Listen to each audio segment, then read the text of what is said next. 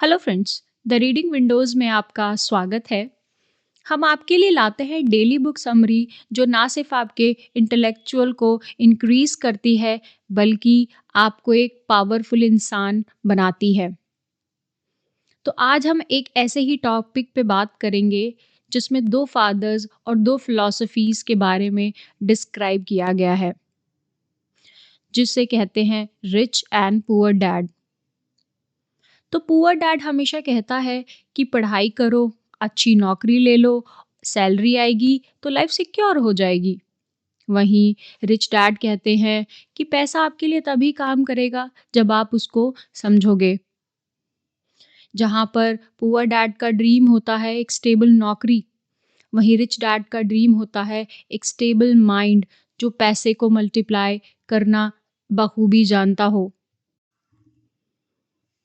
दोस्तों, इस किताब में रॉबर्ट दोनों के बीच एक कंफ्यूज्ड बच्चे की तरह खड़ा हुआ है और हम सब भी कभी ना कभी वहीं पर खड़े हुए होते हैं। क्यों, मैंने सही कहा ना? एक तरफ सोसाइटी हमें जॉब माइंडसेट को सिखाती है और दूसरी तरफ हमारा दिल कहता है कि फ्रीडम चाहिए, जहाँ पर टाइम की फ्रीडम हो, मनी की फ्रीडम हो, कोई बॉस की चिक-चिक ना हो। मुझे 30 तारीख को वेट ना करना पड़े कि मेरी सैलरी कब आएगी और 2 तारीख को ख़त्म हो जाएगी। तो चलिए इस बुक को पार्ट वाइज़ में और उसकी लर्निंग में हम कैटेगराइज़ करते हैं और शुरू करते हैं। पार्ट 1 में इस बुक में कहा गया है कि बचपन में एक पहला लेसन जो उसको मिला कि मनी के लिए मत भागो, मनी को अपने लिए भागना सिखाओ। रॉबर्ट एक 9 साल का लड़का था और उसे लगता था कि पैसा मेहनत से आता है। इसलिए उसने रिच डैड के स्टोर में काम करना शुरू किया और सैलरी इतनी कम थी मानो कि जैसे एक इंसल्ट हो। लेकिन रिच डैड उसको यही सिखाना चाहते थे कि एक दिन रॉबर्ट फ्रस्ट्रेशन में फट जाएगा और अपने आप कहेगा कि ये पैसे तो बहुत कम है। और ठीक वही हुआ। रॉबर्ट ने एक दिन फ्रस्ट्रेशन में पूछा कि आप मुझे इतने कम पैसे क्यों देते हो? बल्कि मैं तो ज़्यादा डिज़र्व करता हूँ। तभी रिच डैड मुस्कुराए और कहा कि that's the point my boy. मैं तो आपको डे 1 से जानता था कि आप अंडरपेड हो और आपको ये लर्न करना है कि मनी कैसे काम करती है। यह थी रॉबर्ट की पहली बड़ी सीख, जिसमें था गरीब लोग मनी के लिए काम करते हैं और अमीर लोग मनी को अपने लिए काम करना सिखाते हैं। इमेजिन करिए, जितना पावरफुल माइंडसेट है हमारा, हम दिन रात जॉब करके पैसा कमाते हैं, लेकिन पैसा कहाँ जाता है? खर्चों में, ईएमआई में या फिर लाइफस्टाइल में और या आजकल के दिखावे में। हमारे पास ये सोचने की भी फुर्सत नहीं है कि पैसे मल्टीप्लाई कैसे करूं। रिच डैड रॉबर्ट से लेगो की तरह पैसा बनवाते हैं जो सिर्फ घिसता रहता है। तभी वो उसको समझाते हैं कि एसेट बनाओ, रेंट निकालो और डर को कंट्रोल करो। पार्ट 2 में फियर और डिजायर, दो इमोशंस के बारे में बात की गई है जो दुनिया को चला रही है। रिच डैड कहते हैं कि दुनिया दो इमोशंस पे चलती है, वन इज फियर और दूसरा ग्रीड। पुअर डैड डर से ड्रिवन था कि अगर भाई नौकरी चली गई तो मेरा क्या होगा, बिल कैसे भरेंगे, फैमिली को कैसे चलाएंगे। वहीं रिच डैड डिज़ायर को समझते थे कि अच्छा घर चाहिए, अच्छी गाड़ी चाहिए, रिस्पेक्ट चाहिए। लेकिन दोनों इमोशंस को कंट्रोल करना बहुत बहुत ज़रूरी है। यहीं से हमें लर्निंग 2 मिलती है कि डर आपको सेफ रखता है, पर वही डर आपको गरीब भी रखता है। डिज़ायर्स आपको मोटिवेट तो करते हैं, लेकिन वही डिज़ायर आपके खर्चों के जाल में आपको फँसा देते हैं। और हम सब जानते हैं, नया फ़ोन, नई बाइक, ब्रांडेड शूज़, ये सब डिज़ायर्स हमें खुश करती है, लेकिन थोड़े ही समय के लिए। अ ट्रूली रिच माइंड कहती है कि पहले एसेट्स बनाओ, फिर एसेट्स आपके लग्ज़रीज़ को ऑटोमैटिकली खरीद देगी। यहीं से पार्ट 3 में इस बुक में बताया गया है कि फ़ाइनेंशियल लिटरेसी सबसे ज़रूरी है, जो स्कूल में कभी सिखाई ही नहीं जाती। पुअर डैड हाईली एजुकेटेड थे, डिग्रीज़ थी, लेकिन मनी का साइंस नहीं जानते थे। रिच डैड वहीं कम पढ़े लिखे थे, लेकिन मनी का गेम मास्टर लेवल पर अच्छी तरीके से खेलते थे। और यही लाइफ का सच है कि स्कूल हमें पैसे कमाना तो सिखाता है, लेकिन उस पैसे के साथ कैसा ग्रो करना है और उसको कैसे मल्टीप्लाई करना है, ये हमें नहीं सिखाता। लर्निंग 3 हमें यहीं से ये मिलती है कि एसेट्स वर्सेस लायबिलिटीज़, ये समझ आपकी लाइफ को चेंज कर देगी। एसेट्स वो चीज़ है जो आपकी पॉकेट में पैसा डालती है, जैसे property, rents and stocks, business profits and royalties. वहीं लायबिलिटीज़ आपको वो चीज़ है जो आपकी पॉकेट से पैसा निकालती है, जैसे कि आपका खरीदा हुआ आईफ़ोन, ईएमआई पे खरीदी हुई कार, आपके लोन्स और ओवर स्पेंडिंग। पुअर डैड कहते हैं कि अपना घर लोन पर खरीद लो, सिक्योर रहोगे। वहीं रिच डैड कहते हैं कि घर एक लायबिलिटी है, एसेट नहीं। पहले एसेट बनाओ, फिर घर कैश से ले लेना। इमेजिन कीजिए, लाखों लोग आज यही कन्फ्यूजन में तो घूम रहे हैं।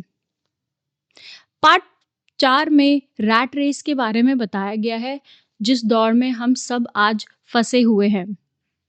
रॉबर्ट बताता है कि दुनिया का सबसे बड़ा हिस्सा ही एक ही पैटर्न फॉलो कर रहा है, जिसमें है नौकरी मिलती है, सैलरी आती है, लाइफस्टाइल बढ़ता है और ज़्यादा ईएमआई बढ़ती है।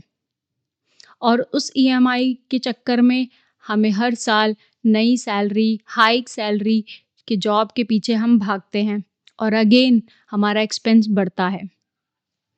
और इस साइकिल में आज 90% लोग फंसे हुए हैं और ये साइकिल कभी टूटेगा नहीं, जिसको ऑथर ने रैट रेस कहा है।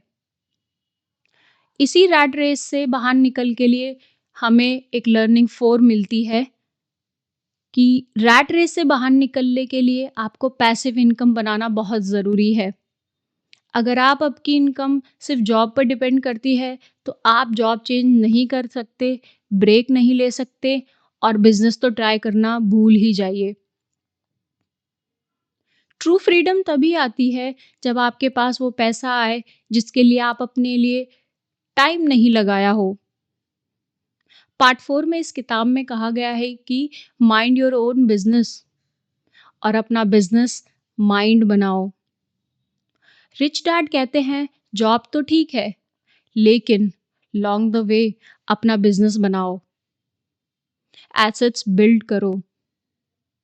मतलब ये नहीं कि हर एक इंसान अपना कोई स्टार्टअप ही करे।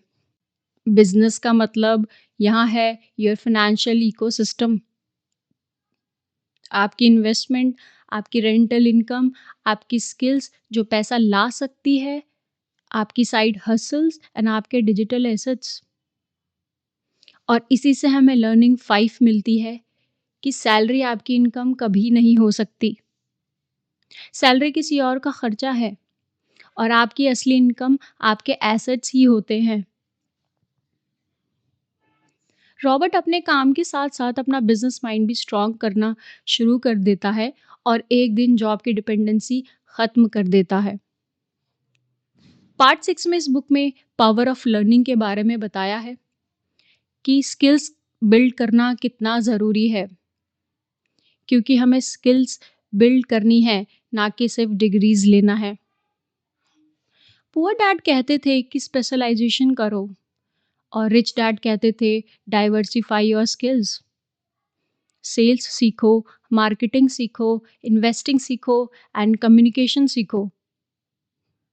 एक मल्टी स्किल्ड इंसान कभी हारता नहीं है। इसी से हमें लर्निंग 6 मिलती है कि पैसे के पीछे मत भागो, स्किल्स के पीछे भागो, तो पैसा खुद आपके पीछे-पीछे आएगा। पार्ट 7 में इस बुक में पावर ऑफ इन्वेस्टिंग के बारे में बताया गया है कि बच्चों को पैसा पैदा करना हमें सिखाना चाहिए। रिच डैड रॉबर्ट को सिखाते हैं कि पैसा कमाने के लिए पैसा नहीं, उसे मल्टीप्लाई करना आना चाहिए। उसके लिए हमें real estate, stocks, small businesses और इंटेलेक्चुअल प्रॉपर्टीज में ध्यान देना चाहिए। रॉबर्ट कहता है कि हर एसेट पैसा पैदा करता है और वह पैसा फिर और एसेट खरीदता है, और यही अमीर होने का साइकिल है। जिससे हमें लर्निंग 7 मिलती है कि छोटी शुरुआत भी बड़ी बनती है, और अगर आप कंसिस्टेंट हो तो छोटी चीज़ को बड़ा बनने में समय नहीं लगता।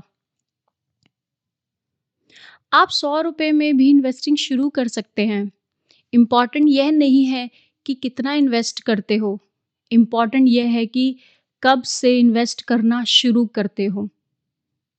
पार्ट 8 में इस बुक में बताया गया है कि टैक्सेस एंड कॉरपोरेशन अमीर लोग सिस्टम समझकर चलते हैं। पुअर डैड टैक्सेस देते हैं, परेशान होते रहते हैं। वहीं रिच डैड कहते हैं कि learn the rules of the game. उन्हें रूल समझ में आते हैं, जो उसको समझते हैं वही उसको जीतते हैं। कंपनीज, टैक्स स्ट्रैटेजीज, ये बातें स्कूल्स में कभी पढ़ाई ही नहीं जाती, लेकिन रिच लोग इन्हें बचपन से ही सीखते हैं। जिससे हमें लर्निंग 8 मिलती है कि नॉलेज आपके पैसे को प्रोटेक्ट करती है और इग्नोरेंस आपके पैसों को खो देती है। तो दोस्तों, rich dad and poor dad सिर्फ एक किताब नहीं है, ये सोच बदलने वाली मशीन है। ये आपको बताती है कि इनकम नहीं, अपने माइंडसेट को अमीर बनाना है पहले। ये आपको सिखाती है कि डर मत बनाओ, पहले एसेट्स बनाओ। लग्जरी मत खरीदो, पहले फ्रीडम खरीदो। और सबसे बड़ी बात, अगर आप पैसे के पीछे भागेंगे तो पैसा भागता ही रहेगा। अगर आप स्किल्स और एसेट्स के पीछे भागेंगे तो पैसा आपके पीछे आएगा। और आज की जनरेशन के पास बुक्स हैं, इंटरनेट्स हैं, अपॉर्चुनिटीज़ हैं और साइड हसल्स भी हैं। आपके पास वो सभी टूल्स हैं जो किसी भी युवा को फाइनेंशियली फ्री बना सकती है। बस आपको वो एक पहला कदम उठाना है, एक छोटी सी सेविंग, एक छोटा सा इन्वेस्टमेंट। यही छोटी चीज़ें जाकर आपको बड़ी फाइनेंशियल स्टोरी में बदलाव लाया जा सकता है। और याद रखिए, पुअर डैड माइंडसेट हमेशा फोकस करता है रिस्क ना लेने पर, और जबकि रिच डैड माइंडसेट हमेशा फोकस करता है कि रिस्क को समझो और फिर उसको कंट्रोल करो। पुअर डैड माइंडसेट हमेशा फोकस करता है नौकरी चाहिए, और रिच डैड वही कहता है कि फ्रीडम चाहिए। पुअर डैड माइंडसेट्स में अफोर्ड नहीं कर सकता, ये सबसे ज़्यादा प्रिवलेंट होता है। वहीं रिच डैड के माइंडसेट में मैं अफोर्ड कैसे करूं, हाउ पे फोकस होता है, और यही फ़र्क हमारी डेस्टिनी को भी बदल देता है। अगर आपको ये बुक पसंद आई हो और इसने आपकी जर्नी में थोड़ा सा भी चेंज लाया हो, तो प्लीज़ इस चैनल को सब्सक्राइब करिए, शेयर करिए। Thank you so much.